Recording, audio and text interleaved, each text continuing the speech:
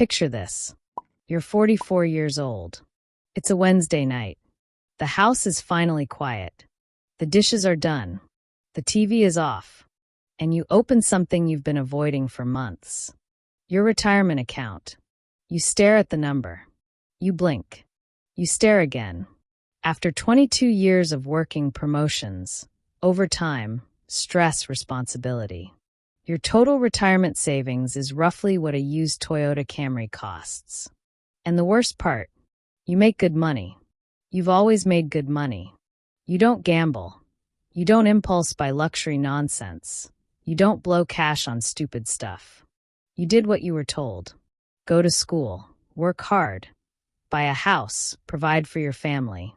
And yet here you are, mid-40s, successful on paper, behind in reality. If your stomach tightened even slightly just now, this video is for you.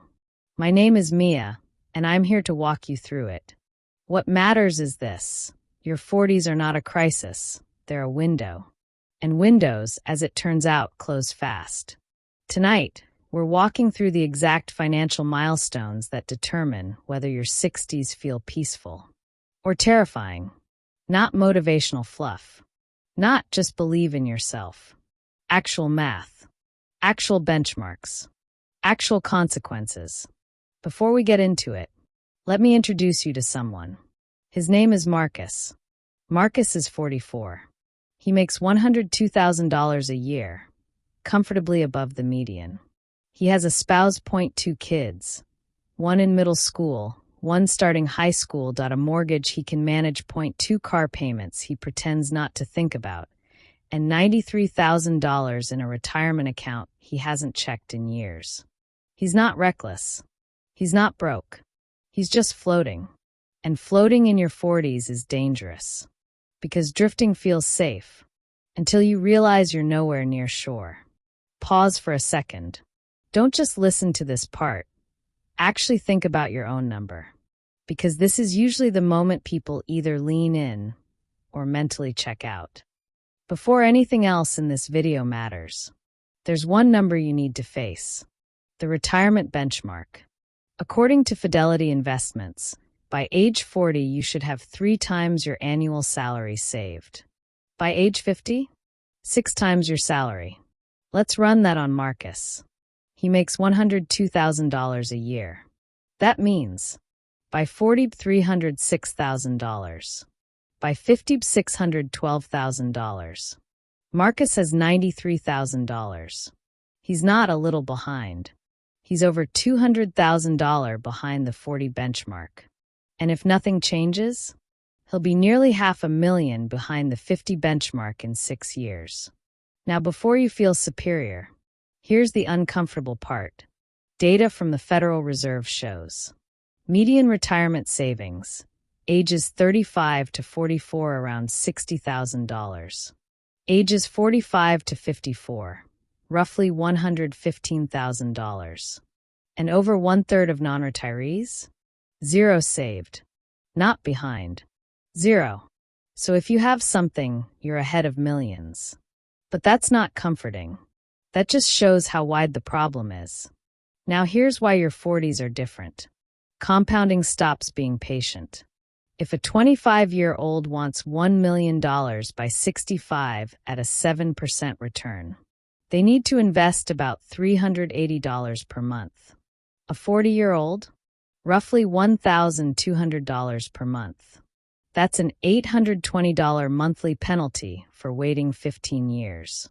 Every year you delay in your 40s quietly costs you tens of thousands in future wealth. And that cost compounds too. Let's fast forward Marcus's life. He keeps floating. He doesn't increase contributions.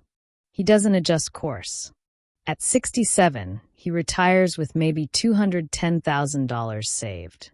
Using the 4% rule, that generates about $8,400 a year.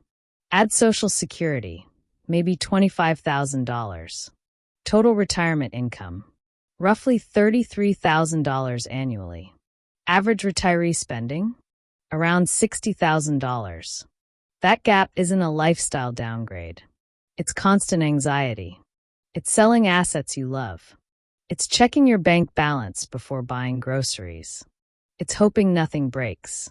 This isn't a scare tactic. It's the default outcome of inaction. Milestone number 1. Log in. Today. Add up every retirement account.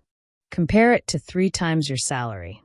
Whatever the gap is, that number is your project for this decade. Ignore it now? You'll be forced to confront it later, when the math is far less forgiving. Before we go further, I need to say something that might sting a little. Most people in their 40s don't have an income problem. They have a leak problem. Marcus isn't drowning. He's bleeding slowly. And slow bleeding feels survivable, until you realize how much you've lost. Let's look at what 40-somethings are carrying right now. According to recent data from the Federal Reserve, the average credit card balance for this age group is hovering near $9,000, the highest of any bracket. On top of that, student loans haven't disappeared. Many borrowers in their 40s still carry $40,000 plus from degrees earned 2 decades ago. And then there's the real monster. Car payments. Marcus has 2 vehicles. Together, they cost him about $1,300 per month. That's $15,600 per year going into assets that depreciate every single day. Now here's the math most people avoid. If Marcus invested that $1,300 per month instead at 8% over 30 years, it grows to just over $1 million. His vehicles? In 10 years, they'll be worth maybe $8,000 to $12,000 combined. This isn't about shaming cars. It's about understanding trade-offs. In your 40s, every major financial decision has a 25-year ripple effect. Now let's get strategic. Not all debt is equal. Here's the order. 1. Credit card debt, emergency level. If you're paying 20% plus interest, there is no stock market strategy that beats that guaranteed return. Paying off a 22% credit card is the equivalent of earning a 22% guaranteed return. No volatility. No risk. Just math. Trying to invest aggressively while carrying high-interest card debt is like pouring water into a bucket with a hole in it. You're working hard, but you're not getting ahead. 2. Car loans, the silent wealth killer.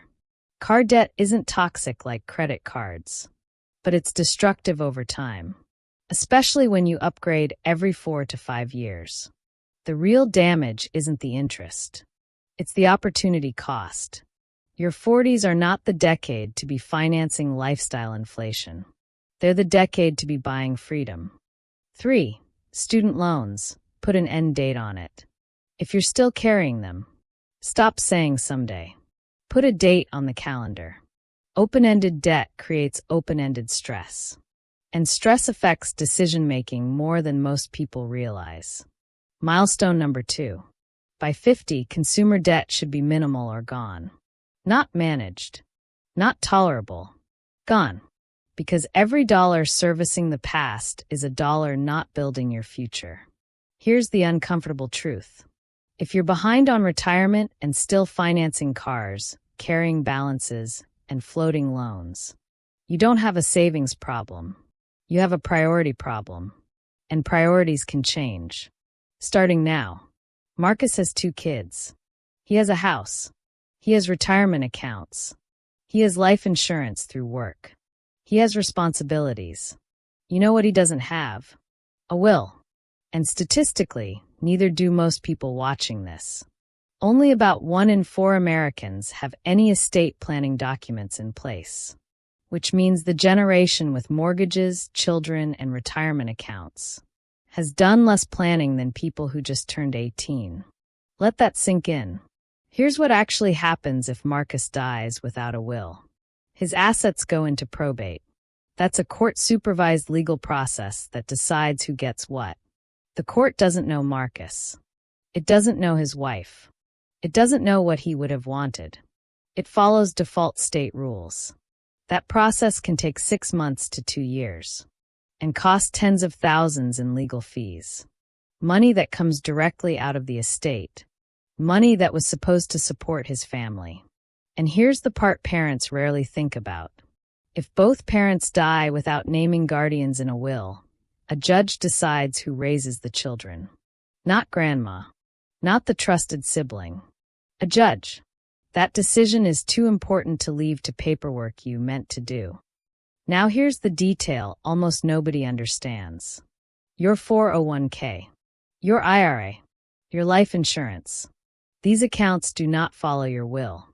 They follow the beneficiary designation on file. If Marcus got divorced at 32, updated nothing, remarried, his ex-spouse could legally inherit his retirement account. And this happens more often than people realize. Wills don't override beneficiary forms. Paperwork does. Milestone number 3. This week, Creata will set up a durable power of attorney, set up a healthcare directive, review every beneficiary designation. It costs less than most family vacations, and it removes years of chaos your family would otherwise have to navigate while grieving. This isn't about fear. It's about responsibility. You insure your house. You insure your car. But most people haven't legally protected the people they love most. That's not intentional. It's avoidance. And avoidance compounds just like money does. Let's remove emotion for a second. This is math. About half of people in their 40s have no life insurance at all. And among those who do, many are severely underinsured. Marcus has coverage through work. 1 times his salary. $102,000. That sounds decent. Until you do the math. Mortgage balance.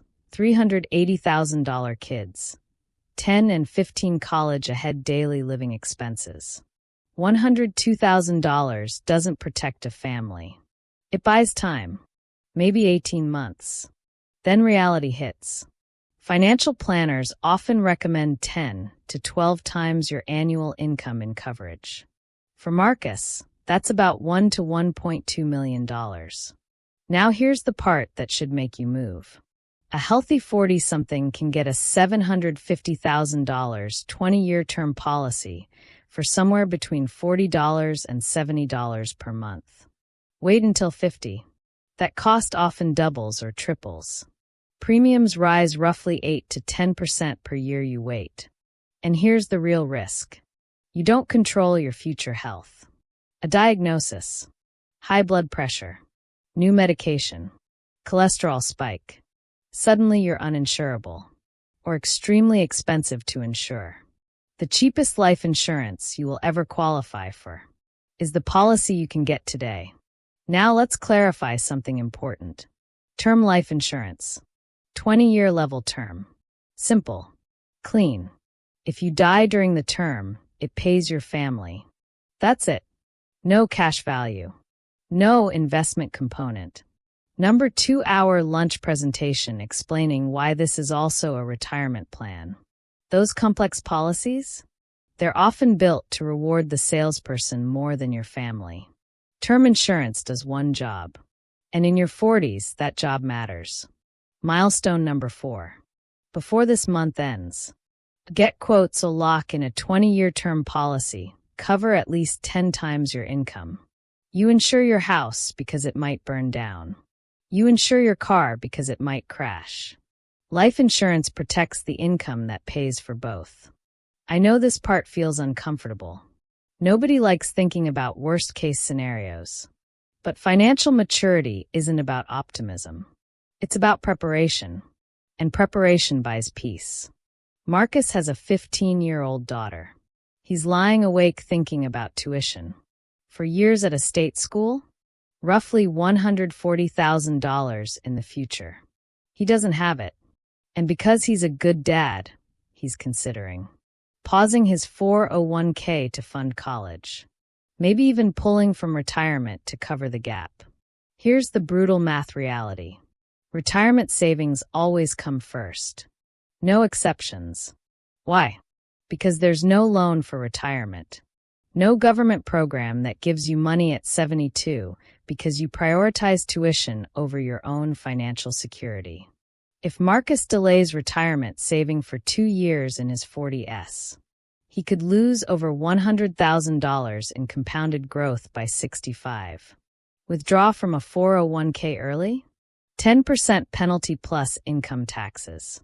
$1 becomes 60 to 70 cents before it even hits a college fund. Counterintuitive but true. 75% of undergraduates get some form of financial aid. The sticker price rarely reflects what families actually pay. Secure 2.0 law allows up to $35,000 in unused 529 funds to roll into a Roth IRA. College has an exit ramp. Retirement does not. Milestone number 5. Fully fund retirement first. Then, if there's genuine surplus, contribute to a 529. Always in that order. It's not selfish. It's math. It's survival. I know that hits hard if you have kids. But here's the thing, your future security doesn't hurt them. It protects them. Sacrificing your retirement for college often ends up leaving both of you exposed. A lot of people in their 40s feel a deep emotional pull. Pay off the mortgage early. Own my house outright. Free at last. It feels right. Feels safe. Feels responsible. But here's the math most homeowners ignore. Over 60% of Americans locked in mortgage rates below 4% during the pandemic. If that's you, aggressively paying off a 4% mortgage could be one of the most expensive decisions you make. Let's compare. $100,000 invested in a broad index fund at an 8% historical return grows to about $1.74 million over 30 years. $100,000 used to pay off a 4% mortgage saves roughly $66,000 in interest. Difference: $1.68 million. That's the psychological comfort cost of paying off your mortgage too early. And here's the kicker. Equity is not cash. $200,000 in home equity feels like wealth, but you can't spend it in an emergency without selling or borrowing against it. Milestone number 6. Analyze your mortgage rate. Compare potential investment returns versus interest savings. Don't blindly pay off a low-rate mortgage. Make the math your guide. Most people feel proud when they knock out a mortgage early. I get it. That sense of control is addictive. But in your 40s, controlling your money means making it work, not locking it in walls you can't access. Here's something most people in their 40s completely overlook: the catch-up contribution. The IRS lets you put in extra money once you hit 50. Regular 401k limit, 2025 $23,500. Catch-up contribution at 50 plus $7,500, total $31,000. If Marcus waits until 50 to max this catch-up, he's already behind. Here's the impact. Contribute the extra $7,500 every year from 50 to 65. At a 7% average return, that extra bucket alone grows to roughly $730,000. That's not a rounding error. That's a lake house. Now here's where people usually fail. Marcus tells himself, I'll start maxing the 401k when I turn 50. I've got time. Then 50 arrives. Life happens. Daughter goes to college. Parents need help. Kitchen remodel pending. The catch-up contribution evaporates before it's ever made. Milestone number 7. If you can't max your 401k today, increase your contribution 1% right now. Schedule another 1% increase in 6 months. Automate it. The people who successfully hit the catch-up don't rely on discipline every month. They remove the decision entirely. I know it's easy to say, I'll start later. But compounding doesn't wait. Even a small increase now builds enormous wealth later. Don't let life quietly steal that advantage from you. Here's a scenario most 40-somethings don't realize. You set your 401k allocation when you were 27. You've never touched it since. You think you're being responsible, but your portfolio may actually be too conservative for your life stage. Old guideline. 100 minus your age in stocks. 40-year-old equals 60% stocks, 40% bonds. Modern thinking for someone retiring at 65 with 25 plus years of compounding. 40-year-old equals 70 to 80% stocks. Bonds provide safety, but too many bonds slow growth and erode purchasing power against inflation. Here's the risk. A 40% bond allocation today can't outrun 25 years of inflation at 2.5%. Your safe portfolio may actually quietly shrink your real wealth over decades. Milestone number 8. Log into your 401k today. Check your stock versus bond allocation. Adjust if needed to match your time horizon and risk tolerance. Ensure you're not throttling your growth while thinking you're being responsible. This is the silent trap. You're doing all the right things, contributing, saving, paying down debt, but one small oversight, an outdated allocation, can quietly rob you of hundreds of thousands over decades. Fix it now while the runway is still long. Let's revisit Marcus. Version 1, the default Marcus. Didn't check his accounts until 43. Kept the car payments. Never got a will done. Paused 401k contributions for college. Made extra mortgage payments on a low-rate loan thinking it was responsible. Meant to max the catch-up at 50, but life got in the way. At 67, his retirement income? About $29,000 per year. He has a house, 2 adult kids he loves, memories, and a financial situation that causes anxiety every single month. Version 2, the strategic Marcus. Ran the numbers at 43 when it was uncomfortable. Paid off high-interest debt. Got a 20-year term life policy before health issues arose. Completed his estate plan. Kept funding retirement even during college years. Maxed the catch-up contributions automatically at 50. At 67, he has $880,000 in retirement accounts. Paid off home. Freedom to retire when he wants. The ability to help his kids without panic. Confidence in his financial decisions. Same decade. Same income. Same family. Completely different outcome. The difference isn't luck. It isn't talent. It's a series of specific decisions made in a specific window, your 40s. That window is open right now. None of these milestones are glamorous. None will make a viral Instagram post. But in 25 years, when you're sitting across from the default you'll know exactly which choices made the difference. Make them now, while the math still gives you a fighting chance.